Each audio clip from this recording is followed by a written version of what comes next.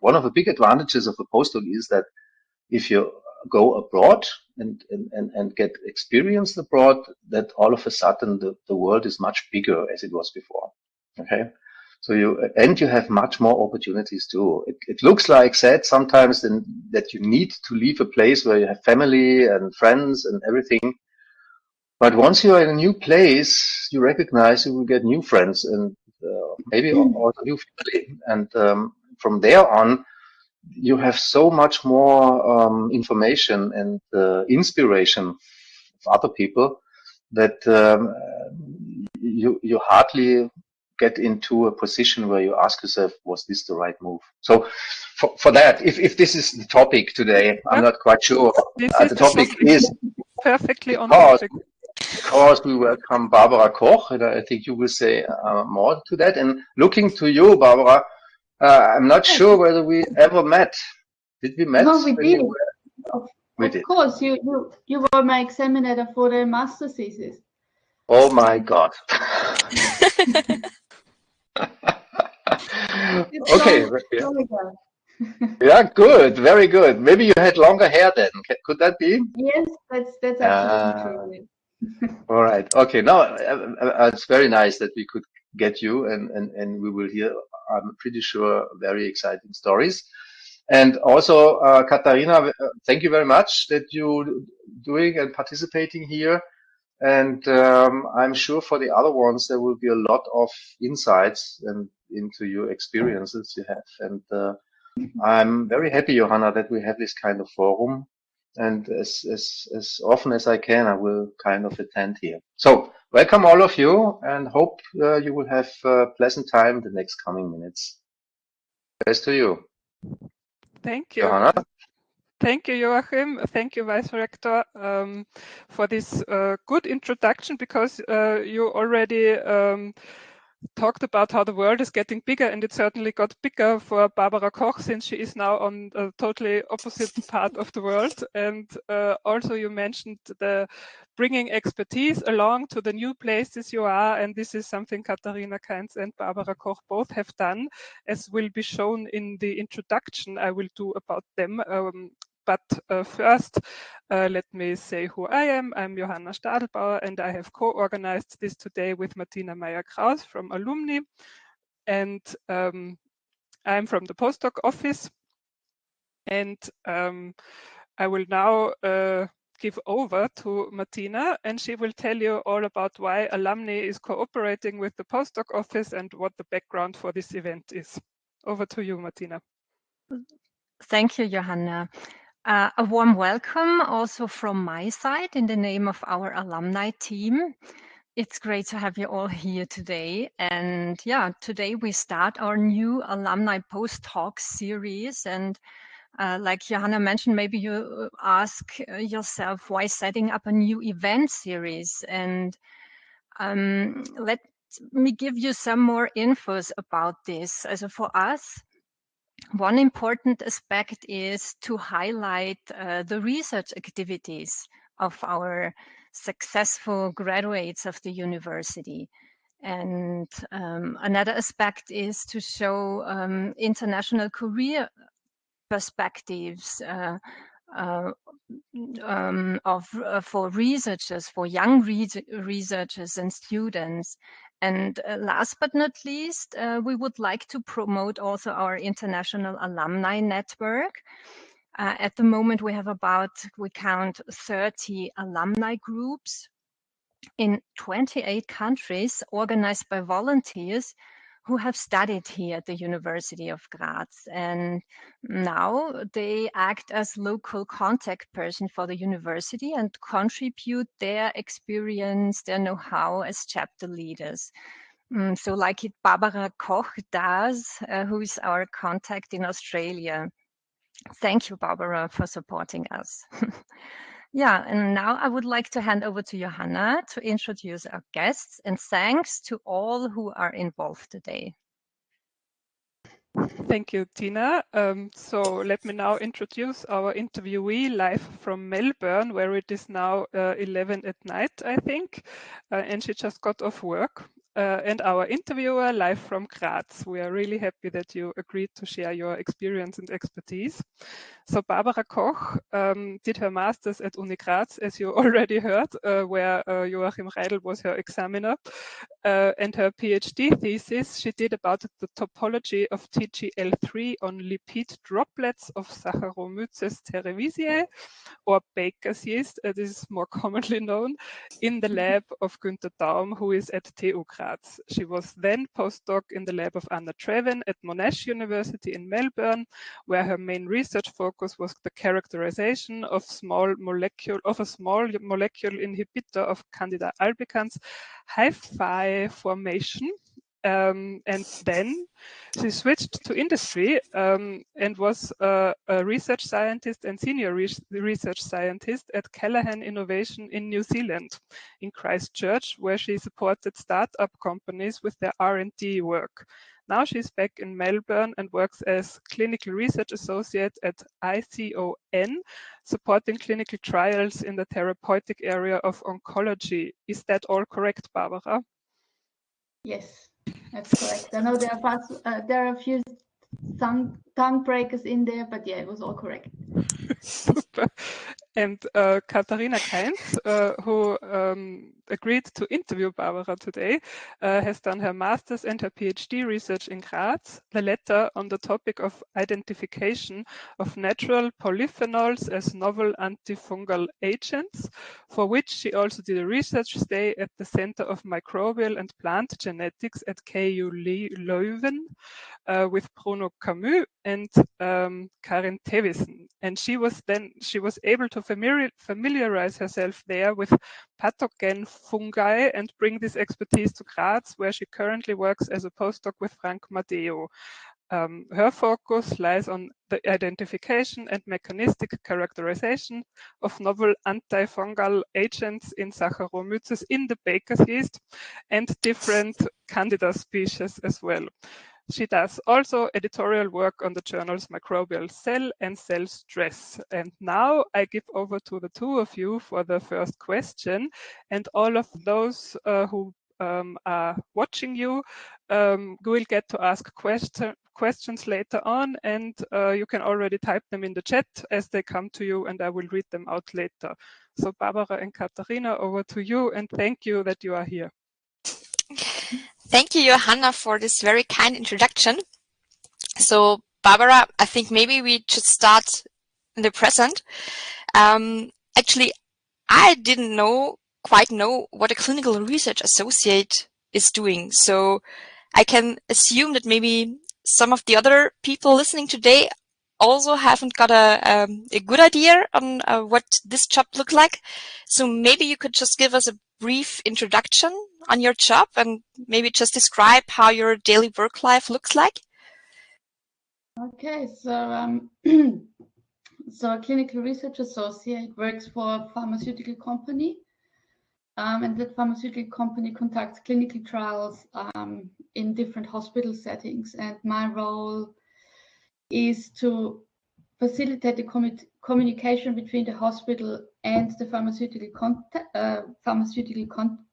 company. So I'm the hospital's main contact site for any questions, issues they have. I'm also responsible for the overall, more the organizational part of how the trial is conducted, make sure that the protocols are adhered to by the hospital, make sure that the data is entered correctly, that it all follows the good clinical practice guidelines. So even though there's research in my job title, it does not necessarily have anything to do with research anymore. So the research comes more as a bonus for me. So now I'm actually now in the position where I can observe others doing research, and that's actually quite fun. Okay. And so a typical day for me is, so I'm home office based, and I do a lot of communication via phone, email, and on a regular basis, I'm also visiting hospital sites for, physical inspections. So you also have to travel a lot in your job right now? Yes, well, that was the plan. Then COVID came, so yeah. now I'm a bit more more bound to Melbourne and Victoria. But yes, actually, I'm meant to travel all over Australia and New Zealand, and it's getting back there. Okay, sounds nice. So you get to see a lot of places, and you get to know a lot of people. Oh, that's definitely so. That's definitely the case. So when I researched the job position, because I also didn't know what a clinical research associate does, the job descriptions were not that accurate. So I have way more to do with people than I thought I would have. But well, that's actually quite nice. And how difficult was it for you to apply for this job? Very difficult. So the reason for that is, so the CRA positions are usually a good entrance position if someone wants to go into a pharmaceutical company. However, if you come from an academic background, you know, it's a bit hard to really get into, because actually you're a bit overqualified for the job, but on the other hand, you don't know anything. And that's the same with me. So I had no idea about the terminology, how clinical trials are run. You know, it was really hard to find my foot. And luckily, I got a lot of training provided by the company. I had great colleagues, so it made it much easier. And of course, with my research background and all the experience I previously had, it was not, you know, it was manageable. Mm-hmm. It was, but yeah, it was a tough start, and but it's getting easier and easier with every day. Okay, and I think your job as a clinical research associate at Callaghan University also helped you? Sorry, as a research scientist. Sorry. At Callaghan, yes. So that was so Callaghan, on the other hand, was a government-funded organization. So they were associated with the New Zealand government, and their task actually was to set up research and development plans and help out with research and development for startup companies in order to accelerate their market entry. And what I definitely learned there was also how to approach projects from a different angle. What do actually businesses need in their startup process? You know, how is the best way to support them, and all of that. So that was really good. So that was also a part was targeted a lot for, you know, communicating with people and making sure that they get what they want. And that's pretty similar now for the pharmaceutical company, but just on a different level. But it definitely helped, that experience. Mm-hmm. And your job at Callaghan Innovation, it was like your entry step to the industry, right? So before you worked as a postdoc at the Monash University. And how was the transition for you? What were the difficulties or what obstacles did you manage? You mean from Monash to Callaghan? Because yeah, and also from academia to industry. Okay. So from academia to industry, I think one of the main differences was that you don't need to turn over every penny if you want to order something. That was one of the biggest things I needed to get used to. You know, that didn't need not to thinking twice. You need this. Can you really afford it? Exactly. If you need it, you get it. I mean, of course, you need to justify why you need it. Yeah. But you don't need to look for compromises so much. So that was a nice surprise. Mm-hmm. And when I went there, yeah. So yeah, it was different. There were just completely different needs. So, and instead of working, you know, in my postdoc, I did work for 4 years on one project or on 2 projects. And suddenly when I went to Callaghan Innovation, there were 5 projects, but they were only short term. And of course, every project you start, you're not immediately an expert because they can come from several different backgrounds. So the first probably months of the project was reading. you know, finding out what to do, how to do, make a proposal, how it could work. Also find other people, you know, you could ask for help, and all of that. So that was a very broad experience, while the Monash experience was very, I wouldn't say narrow, but, you know, there was the focus on one project. And of course, you get an expert in that field. While at Callahan, there were a lot of different projects where you actually, just needed to learn a lot of things in a very short amount of time. Mm-hmm. But you got support from your colleagues and your employer? Oh, yeah. Yeah. They were great. So the difference was at Callahan only employs, or mainly employs people who have quite a substantial amount of postdoc experience, especially because it's not about training the people, you know, to get a PhD or to make the first steps in a postdoc. It's more get a postdoc who can do it. Mm-hmm. And you already talked about your postdoc at your Monash University. Maybe can you just in brief tell us what your project looked like as a postdoc? Yeah, so as a postdoc at Monash, I was working on Candida albicans, and before I joined the lab, my PI there, Anna Traven, got hold of a small molecule inhibitor that was supposed to inhibit mitochondrial fission. And we wanted to investigate how that small molecule inhibitor actually inhibits mitochondrial fission.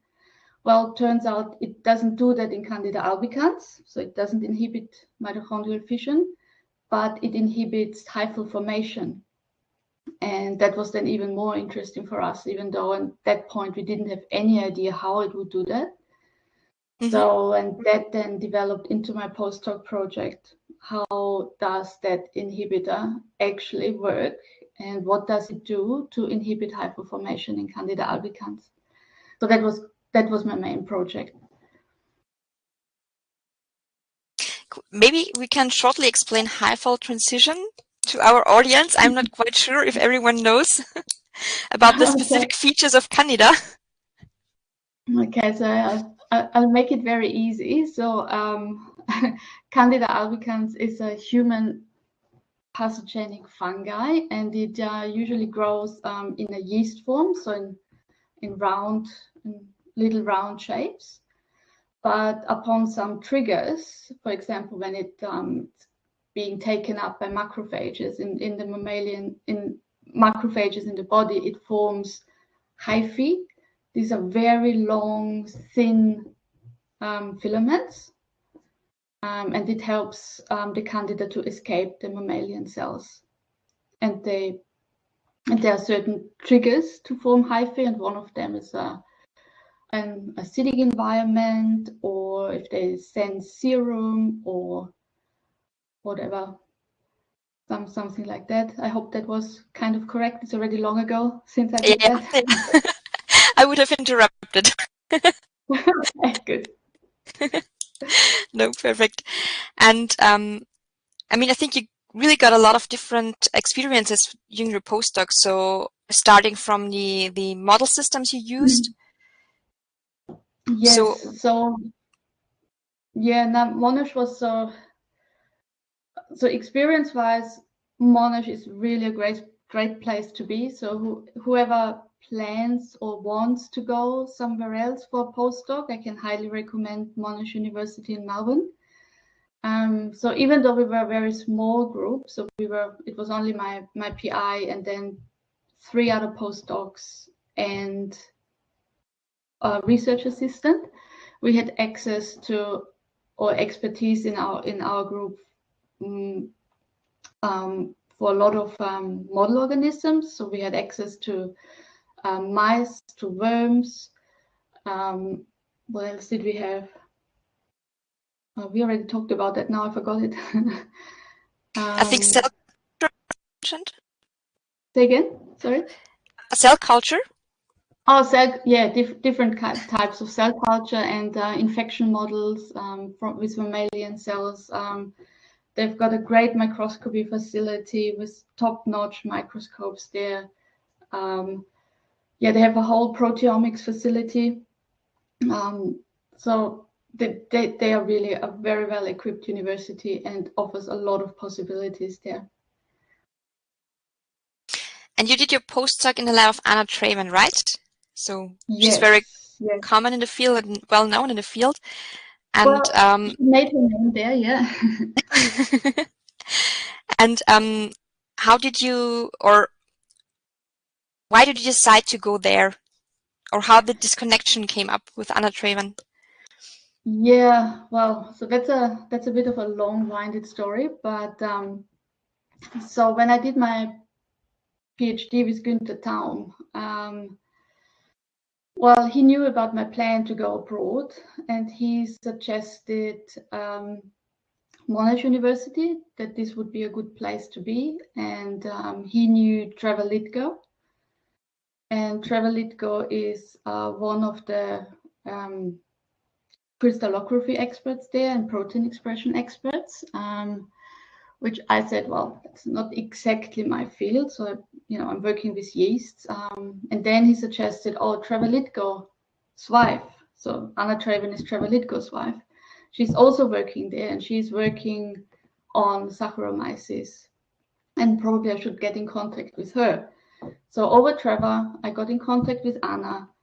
And I told her about my plans to come to Melbourne and that I would be willing to write, a Schrödinger stipendium. Mm-hmm. And then she said, that would be amazing. And so we were working together on some preliminary data. And and then I was ready to go and join her lab. So it was basically the connection between Günther Daum and the Monash University was already established. So yes, they knew each other from conferences. So Trevor Litgo and Günther Daum, and Günther facilitated the contact, and it went from there. So that was one of those international connections that was really very valuable for me. And would have Australia been your first choice for moving abroad? Not necessarily. Really... Yeah. No, not necessarily. So going to Australia was more based on family reasons. My partner is Australian. And I always said, I'm coming to Australia if, I have the option to get a job there. Mm-hmm. And that was my motivation to already, when I was in Austria, to make the connections and try to meet people and get into contact with people from Australia. And Monash was, actually, it's one of the best universities in Australia. So it was a no-brainer to ask there and mm-hmm. go there. So that's actually how it came. Okay. And maybe because you mentioned the Schrödinger stipendium, and obviously you were successful in applying, so yes, maybe you have some tips. Well, it was a bit tricky to get it, so I was knocked back the first time when I submitted, mm-hmm. And then after submitting some additional data, what we already had, or what I made, in the time between of being knocked back and submitting again, that then did the trick. So it's really important to have a really well-designed, innovative project that really helps.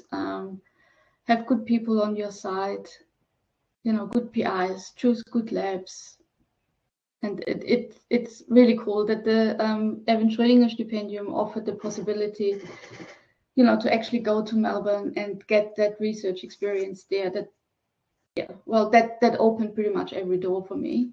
Mm-hmm. And that was pretty much the basis of where I am now. So I will be forever happy that I got that. And I initially also applied for a return phase, mm-hmm. the Rückkehrphase. But then actually I opted in to stay longer with Anna Traven and didn't return to Austria. So I think you stayed like for 4 years at the lab, Yeah, right? Okay. yeah, for pretty much 4 years with her. And what was your motivation then for the transition from academic to industry, from academia to industry? Well, let's put it like this. Life in Melbourne was very stressful. Melbourne is a very big city. You've got a lot of commute. You've got a lot of work. And after 4 years being in Melbourne and actually having seen nothing of Australia, I thought I might need a change of scenery. And I wanted to explore different options. And as Joachim said, postdoc is just one option. There are others. And that's then I thought, well, then let's try something else. And that's how I came to join Callaghan Innovation then. And because I couldn't see anything of Australia, I moved to New Zealand, even further away.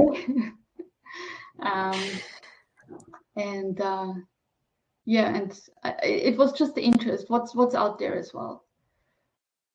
What's different? I was in the academic environment for quite some time, and I thought might be interesting to see what else is out there.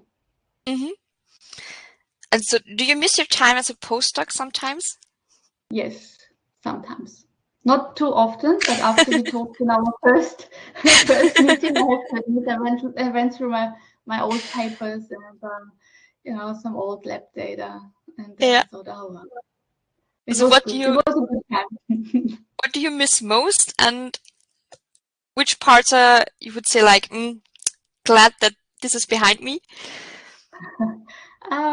I miss the excitement when you find something interesting, when you get an interesting result. I miss that. I don't miss that you probably work 90% of the time to get a negative result. So I don't miss that.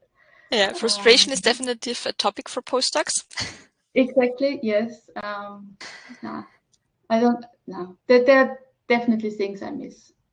Absolutely, but not so much to go back there. So, is there like one experience that you really kept in your mind from your postdoc phase? You mean positive or negative? Both.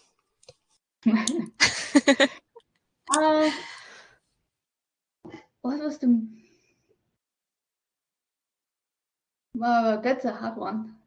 I mean, there were so many good ones, but I think, yeah, when Anna came and told me that the Cell Reports paper was accepted, I think that is still very memorable. Yes, that was good. That's what we're all hoping in your scientific career, yeah. So you've been like 4 years at the university, and I think you also got a glimpse in the education at the university in Australia. So how comparable is it to universities in Austria, for example? What are the differences, or do you think something is better here in Austria than in Australia, or vice versa? I honestly think the systems are very hard to compare. You know, Australia's education system is a business. Students pay a lot of money to go to university there, international students even more, and actually education is one of Australia's 5 big exports. So to say, so the whole system is completely different to the system in Austria. That does not necessarily mean that the education is better just because you pay heaps of money for it. And I was working with, during those 4 years with a lot of Australian students and with a lot of students from Europe, who came for exchange and spent some time at Monash, a couple of months. And I have to say that, the European or the Austrian system is excellent. seriously, I got the best students actually came from, from the European countries, which does not mean that the Australian students are not good. It's just different. It's just very different, and you get excellent people everywhere. But I have the feeling that students from Europe are more independent, especially when it comes to lab work. So they have more experience at the end of their studies than I think than you would get in the Australian system. So would you say you felt well prepared regarding your education in Austria for your postdoc job in Australia? In hindsight, yes. But to be honest, when I arrived there, from a relatively small university from Austria in such a big, overwhelming environment, I was a bit intimidated, to be honest. But I quickly realized that, that I got a really very good and very strong background from my education at the TU Graz and at the Karl Franzens University. So, yeah, it was not necessary to be intimidated by the big universities. Okay. And you also talked about the lab life before, and I know from my own experience that lab life can be different in different labs. So what were the main differences between the labs in Australia and the labs in Austria? It's like how the people were working there or interacting, and the atmosphere in the whole lab. So the first shock I got when I came there was how much health and safety actually exists, which I wasn't really used to from us. Not that there's no health and safety in Graz on the University of Graz, but it was it was overwhelming just to order some antibiotics because they are poisonous, or that was tedious. That took me a while to navigate through the health and safety system. So that was honestly one of the biggest adjustments I needed to make. Then it was way more multicultural than I was, or what I knew from back in Graz. So that was also very, very interesting. So many different languages I've never heard of before.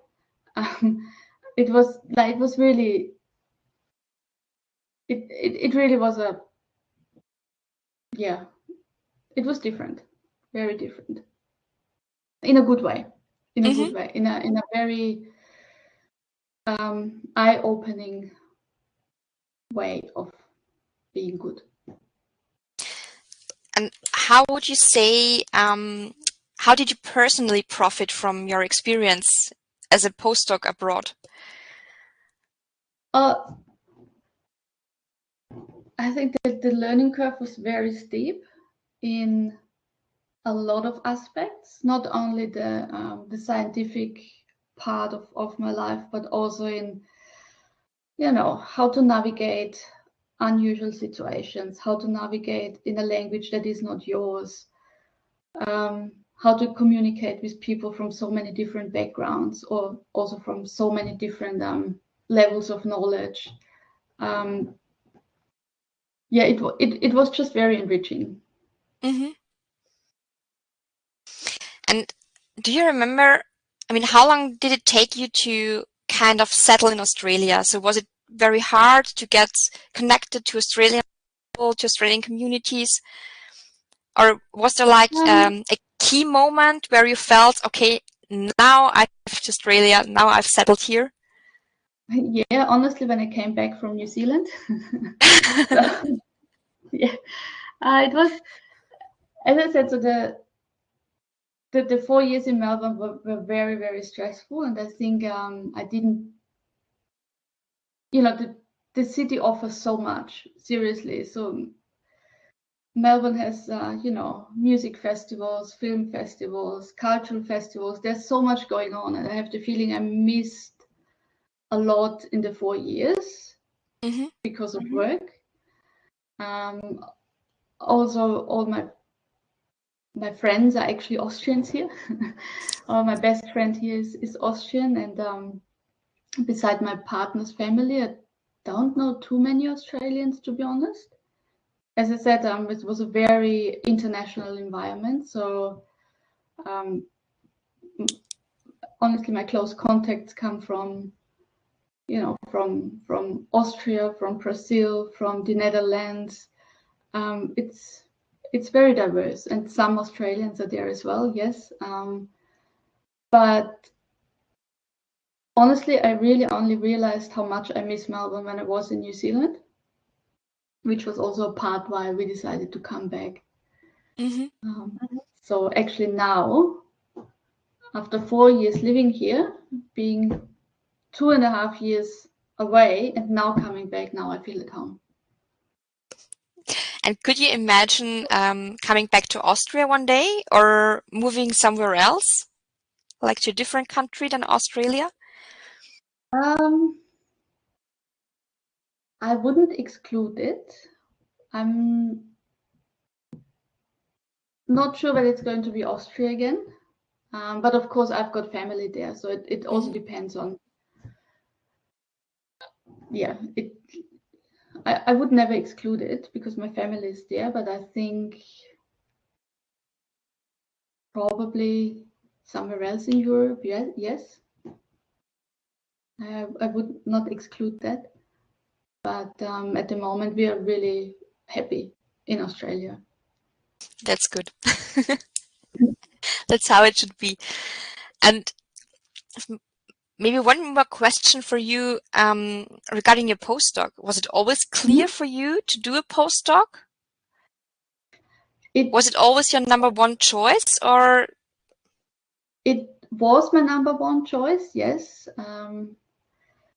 At that time in my life, I couldn't imagine something else. Really, so I really had no idea what else I would want. And I really wanted to do a postdoc. So that was pretty much, I had the feeling if I managed to do a postdoc, then I've proven myself what I ever wanted to prove myself. So I did it, I managed, I did well, but then, I was ready for something else. And actually doing the postdoc gave me the confidence to do something else. That's cool. So maybe for, like young PhDs or young postdocs who are not sure if they should stay in academia or if they should pursue a career in industry, no matter in Austria or abroad, what would be your recommendation? Do you have any advice for them, maybe? Well, do what your heart tells you to do. Because just because you decide now you want to do a postdoc doesn't mean you can't decide to do something else down the track. So better do what you really enjoy than make a strategic decision of what would be best.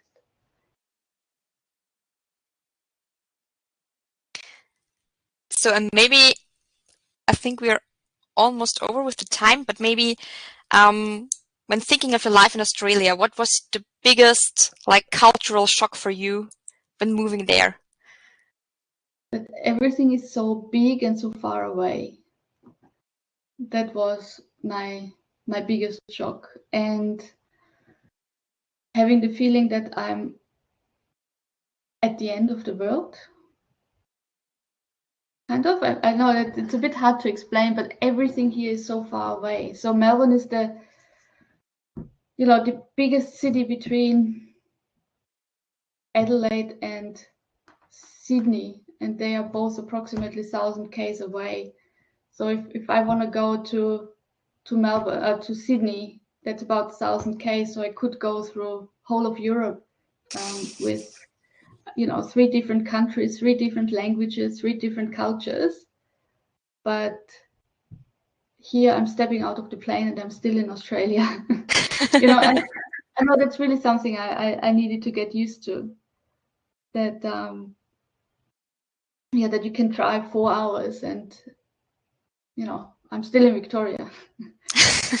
I can't go anywhere else than Victoria in a 4-hour car drive. While I would be from Graz in 4 hours. You're way down in Hungary or in Italy or in Croatia. So honestly, that was something at the beginning that, I really need to get my head around how big it is. It actually is. Mm-hmm. And do you miss something about Austria? Yeah. I mean, most probably your friends and family, I guess. Yeah, of course. And now that we're planning to come on holiday in July, of course, I was thinking a lot about things I'm missing. And one of the top things is Sauschneider. Do you know that by chance? No. No. That's a mixture of beer and raspberry lemonade. So that's it's called Dreiermischung where I come from. Oh, okay. Dreiermischung. Okay. Yeah, I didn't know that it exists somewhere outside of Switzerland, where I'm coming from, and it's very popular there. So I always have that when I come home. Yes, that's one of those things that I miss. Okay. So I think it's 1:45, Johanna. Yes. Yeah. Thank you. I think we're ready for questions. Barbara, thank you so much for answering all those questions. Yeah. No worries. And yeah, I'm sure there are also questions from the audience. Thank you to Katharina and Barbara. I was most engaged in what you talked about because I did my master's research on Austrians who emigrated to New Zealand. And it's all very interesting to me as well. And also, obviously, the postdoc switching to industry path and so forth. So that's super interesting. But maybe before I talk, let's ask our audience if someone wants to ask a question, either by talking or by posting it in the chat. Let's give you a few moments to gather yourself.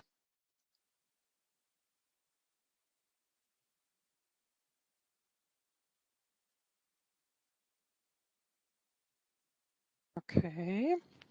Nothing is immediately coming, but then maybe I start with a question. Sorry, Johanna, there's one question from Elisabeth Augustin. Maybe Elisabeth, can you turn on your microphone, also your camera if you like? It's just a short question, so I switch on just my microphone if this is okay for you. Thank you for your interesting talk and personal experiences. It's not so easy to talk about such personal things, I guess, with an unknown audience. I wonder if there were some support structures you would have expected to help you to after your as a postdoc or with going about what have you missed from university, for example, or what would have helped you to make that step easier for you, for example, the switch from academia to industry, for example, or to go abroad? Is there something? The connection was not so good on my end. I don't know, so it was about support structures for me as a foreigner in Australia or as a postdoc. I didn't get that, sorry. I think Elisabeth meant because Elisabeth is a colleague of mine, and we are obviously providing support structures. So that was actually also the question I wanted to ask. On your path, kind of professional path, what were support structures that you would have needed or that were of use to you? I think, Elisabeth, correct me if I'm wrong, if that is what you meant. But you can already start answering, Barbara. Yes. I have to say that I got, honestly, Günther Daum gave me really one of the best supports in connecting me to people. So that was honestly for me the most important thing, to get in touch with people. And then once you get talking, you find solutions for, you know, how to realize things. And especially for me, to go abroad, one of the best support was actually the Erwin Schrödinger stipendium, because without that I wouldn't have made it. So actually the best support for me came from Austria in form of my supervisor, and in that case the Erwin Schrödinger stipendium, which really allowed me to independently research at Monash University. And from then on, actually everything fell into place, and yeah, so that was really the starting stone of everything. And does Monash have something like a postdoc office? Since education is a business in Australia, and maybe they are more support-minded. Well, they are very supportive for their students, yes. So, but I'm not aware of any other postdoc organizations there. But as I said, there was, yeah, no, I don't know, but I know they are very supportive for their students. So I now need to ask Martina if you can see any other questions, because I can't see it, I think. No, at the moment not. Okay. There aren't any. We will give people a little bit of time. And I would also be interested, it sounds like you had a lot of supportive people along your path through academia. And was it an issue that you wanted to leave academia, or was it not like leaving academia, but like just going on a different kind of journey? I mean, was this something that was discussed as leaving academia, or was everyone who were your mentors in academia just supportive and said it's very cool that you are going to industry? Can you talk a little bit about that?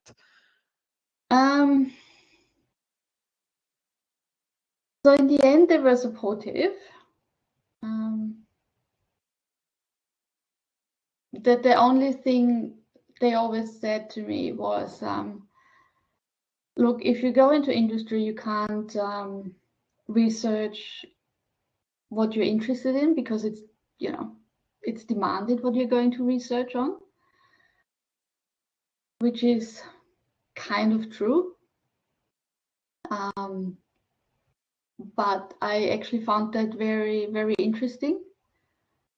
You know, that I in industry, when I was working with Keller in innovation, you know, working on all those different projects, than just on one or two or in one field.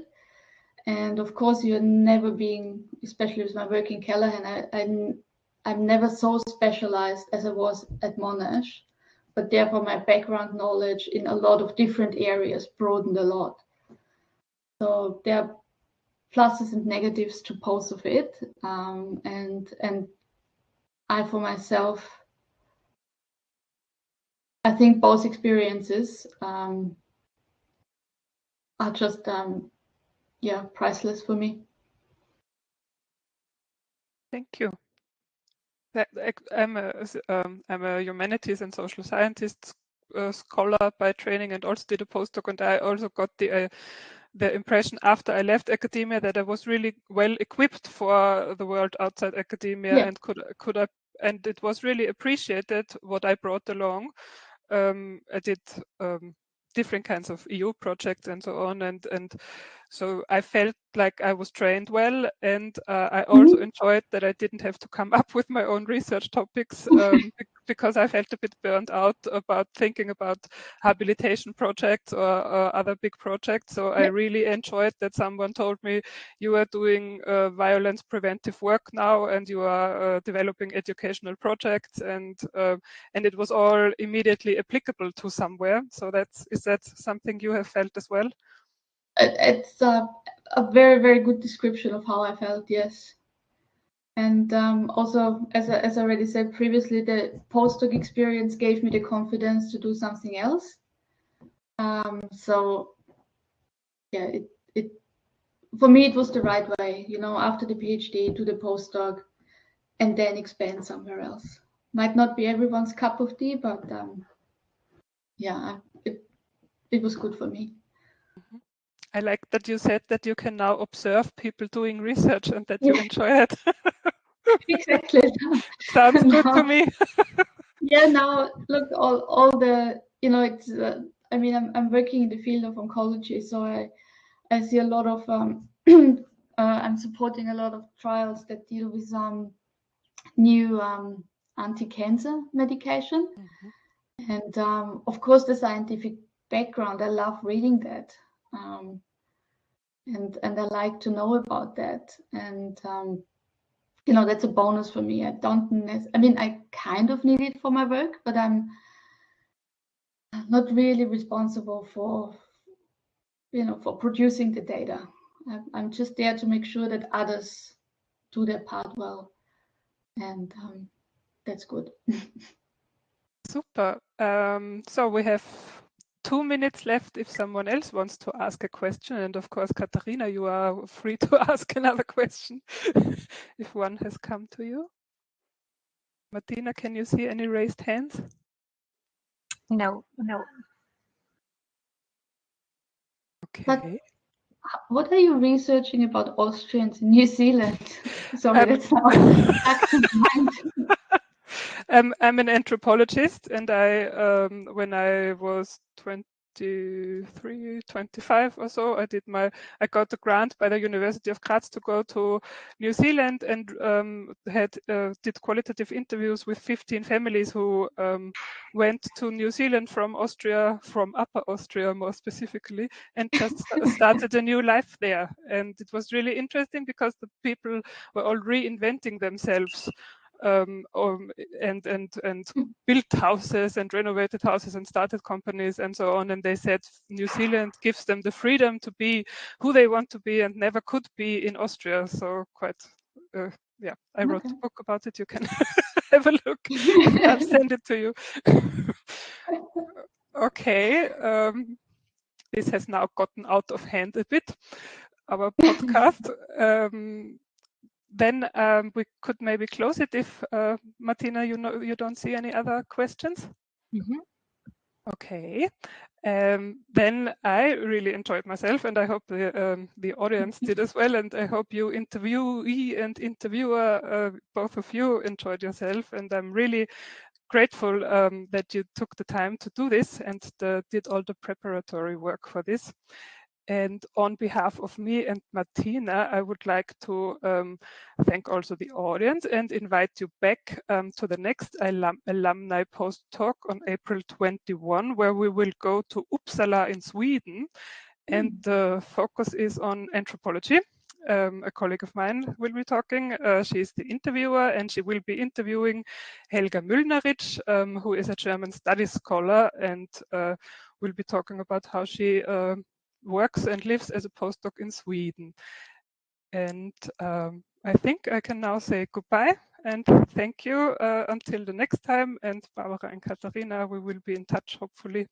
And you can also write to postdoc@uni-graz.at if I should put you in touch with Barbara or Katharina. So thanks. Bye-bye. Bye. Thank you. Bye. Bye.